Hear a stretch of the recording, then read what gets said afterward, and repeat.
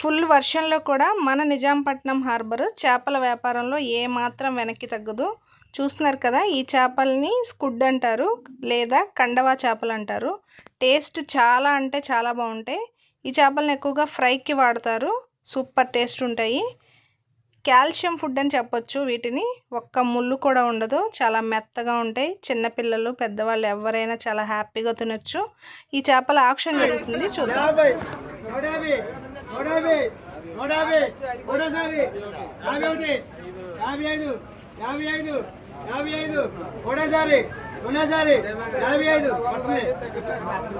బాగా కొట్టేసే మనిషా.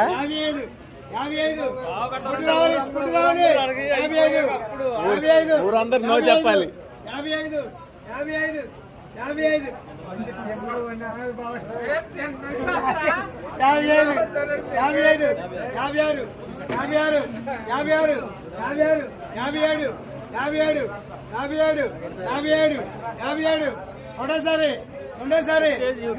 ఒకటేసారి